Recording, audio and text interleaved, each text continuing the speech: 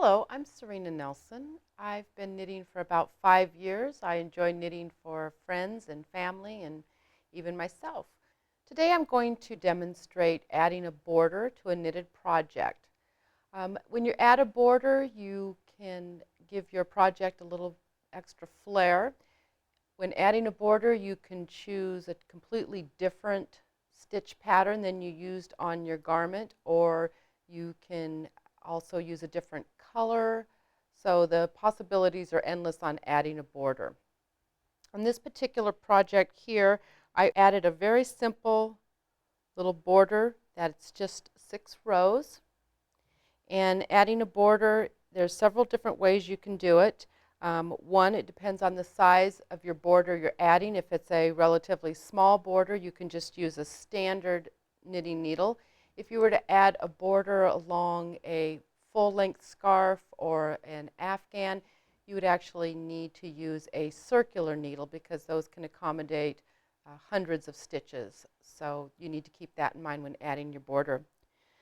So this border here, what we're going to do is we're just going to pick up some stitches along the other end. So when you are picking up your stitches, you always want to go through 2 strands of yarn. If you end up going through just 1 strand of yarn, a lot of times you're left with a hole where you've picked up that stitch. So you want to pick up 2 strands of your stitch.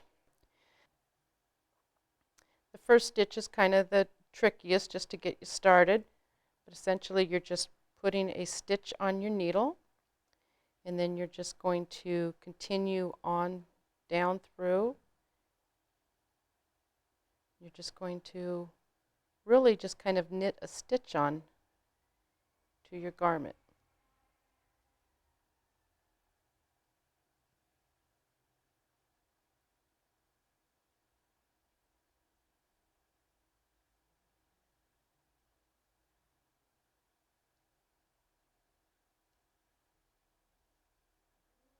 And you're just going to continue all the way across the bottom.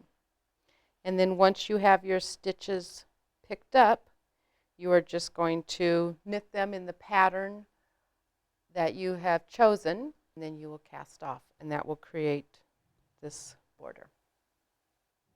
Once again, I'm Serena, and that is how to add a border to your knitted garment.